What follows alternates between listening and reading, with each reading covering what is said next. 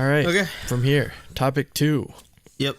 So topic 2 for me is my topic, and we just want to talk. I don't know. This probably be fairly short, but I just want to talk about like group reality shows and like idol group reality shows, and not necessarily. It doesn't have to be like specifically a group, but just idol reality shows, and if you guys watch them or. What makes you watch them for other... So what made me think of this was our friend Aubrey in chat. She mentioned a group, Bad Kids, that she likes the members of, but said that they didn't have any noteworthy music. And I was like, I don't think I would ever pay attention to a group like I mean, part of it is we like consume so much K-pop, and like we know so much K-pop and so many groups that you obviously just can't pay attention to all of them. But I feel like if a group didn't put out music that I liked, I would never even try to attempt to get to know the members or watch any of their shows or anything. Yeah. So I was like, what makes you guys watch reality shows? And like for me, it started with SNSD, as all of my K-pop did, because when I found SNSD, I fell in love with their music, and then I found out about these things called variety shows, and I was like, well, they're on these variety shows, I'll watch one or two of them, I'll watch Running Man, and then I was like, holy crap, this is hilarious. 64. I remember it. And then, I was just like, well, these are amazing. So I literally watched, because this was when I only paid attention to SNSD, I literally watched every variety show appearance I had ever been on. Oh my god. Ever. Like, I literally, from like debut to like probably 2012, I had seen everything they'd ever shown up on. How long did that take? Well, I mean, yeah, that was like over the course of a year probably.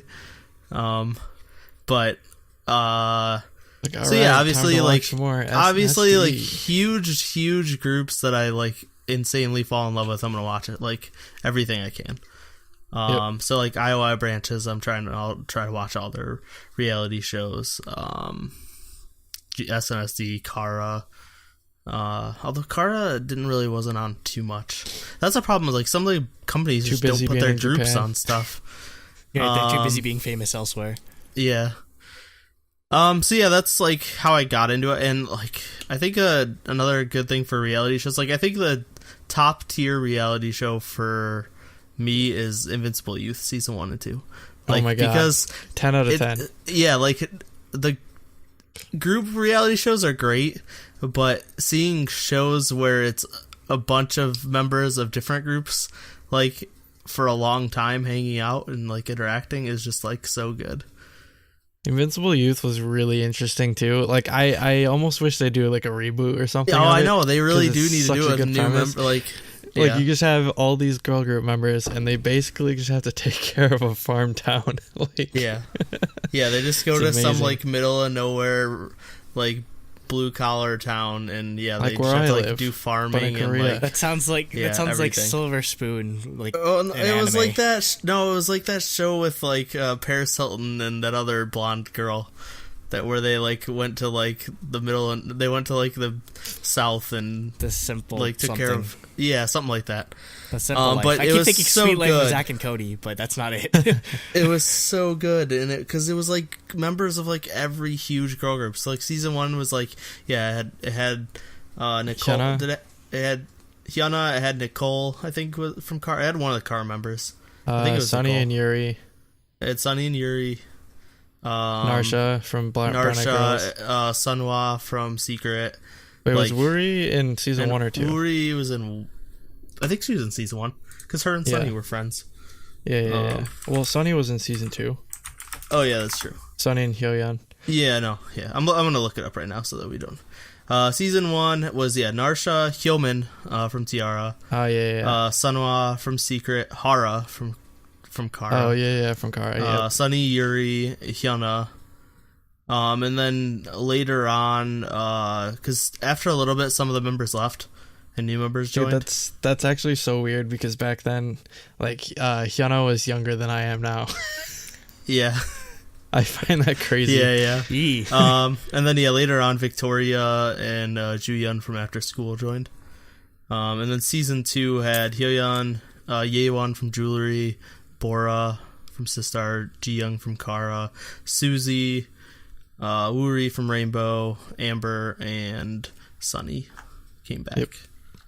But yeah, it's just like seeing all those members interact was amazing. And then for just like group variety or reality shows, I don't know. I feel like the bigger the group, the more entertaining it is. I don't know if you guys feel that way, but just because there's just so much more hectic and more energy and more going on, to where like I don't know. I feel like it's just not as entertaining with the smaller groups. I think for me, it's like ultimately what gets me to watch a group's show is how much I like their music. Yeah. Because like the higher up they are on my like internal ranking list, I guess. Mm-hmm. Not that there is one officially beyond like, I don't know, maybe top 10. Even that's hard to do, but the more likely I am to watch them on a on a show like I'll see Hyukoh was on something, I'm watching that. I'll see Epic High was on something, I'm watching that. I'll see SNSD was on that, I'm watching that. Mm-hmm.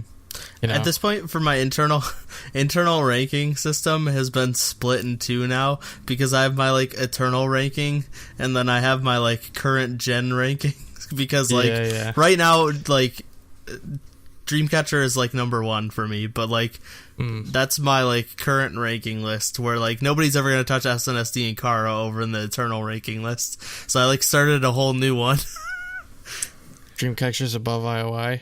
IOI is not active, so IOI is in the eternal but ranking. Dreamcatcher is above all of the currently IOI branches. Okay. But no, IOI would be number one of that list if they still existed. All right, so for me, I don't know, like until recently, I just never had any inclination to watch variety as much as you guys do. So, like, my breadth of knowledge is fairly limited. Like, even with SNSD, I never really, I don't know, because maybe it was just back when I was just like uber dedicated to SNSD. It was so hard to like find out where the heck am I supposed to watch this. Like, you had to like soon be forum member. And then if you posted 50 times, you could access their sub forum where they literally subbed everything. Oh man. That's what I did. You just posted like once a day for like a month, like 2 months or something. Well, no, it had a limit. It was like 5 a day or whatever. No, so I did it for like 2 weeks. Just post random garbage to get my post count up to 50, so I could access sub forums. And then they literally, because back then they literally just subbed everything. Did I say Soompi? I meant Soshified. Yeah, Soshified. Yeah. Soshified. Yeah. The only reason I know about Soshified is because they were the ones that ran the fan meet for. They were for in the PlayStation. Or they still are the largest. I'm pretty sure SNSD is the only like club group that's ever had a huge like dedicated website for them for the international fandom. Because I don't know of any other one. Well, it's like not even like Army or XOL or anything like that. Because we've moved away from the concept of having dedicated portal websites. It's mostly nobody forums. uses forums anymore. Yeah, those were old school WordPress forums. Like, I guess that's true. You know what forums I was a part of? I was a part of a freaking Legend of Zelda and a roller coaster forum.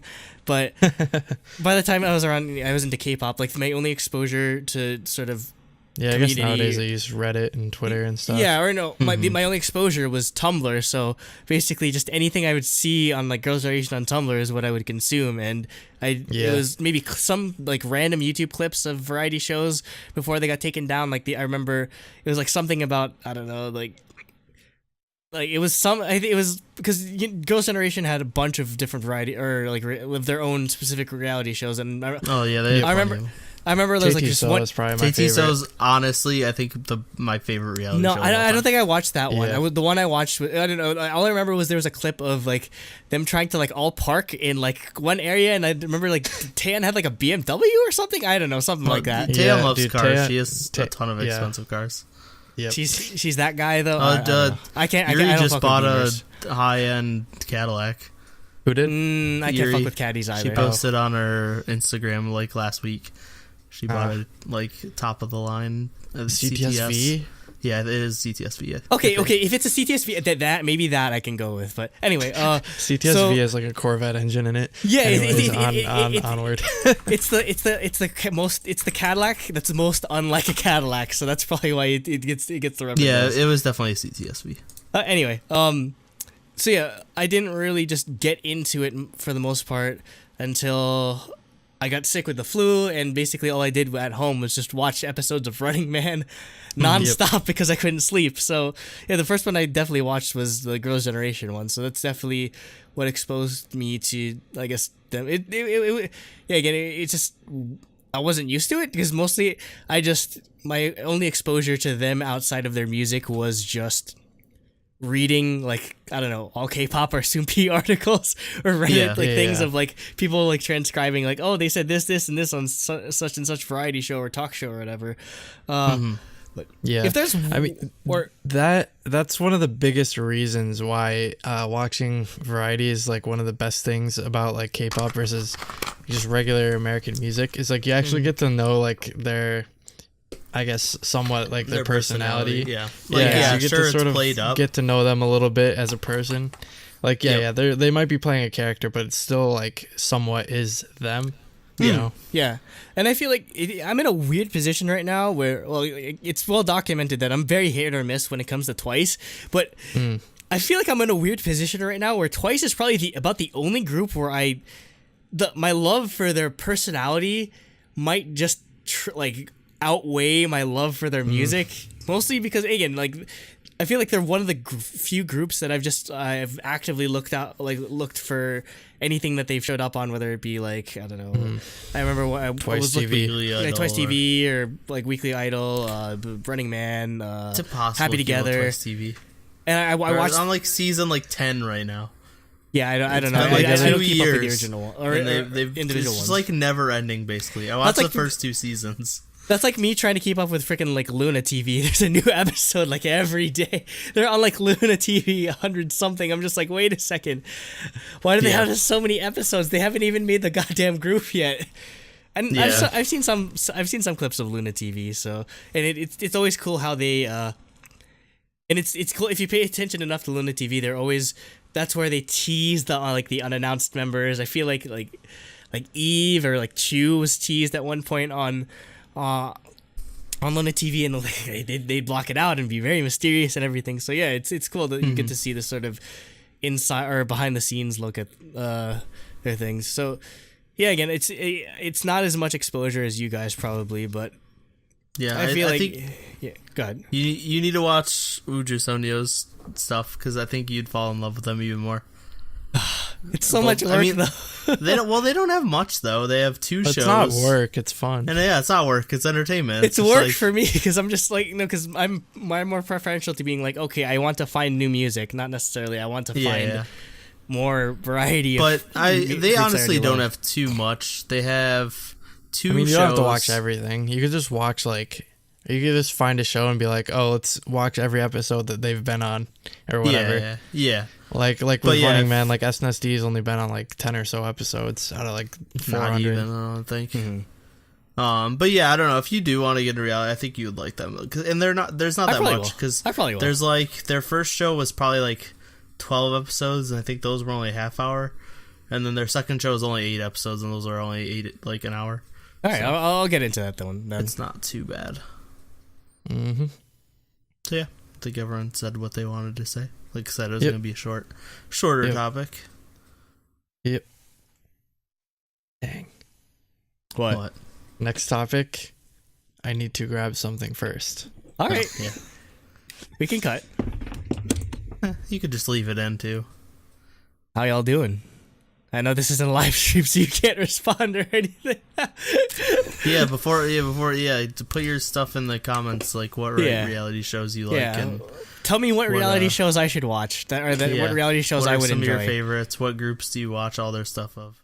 I'm just really happy they gave them something like this. I was expecting like more standard girl group. I didn't think they would actually give them like a sexier concept, which I don't know, it's kind of split because they're like half and half. Like they could have gone either way. Like NCA, Yebin, Hyunju definitely lean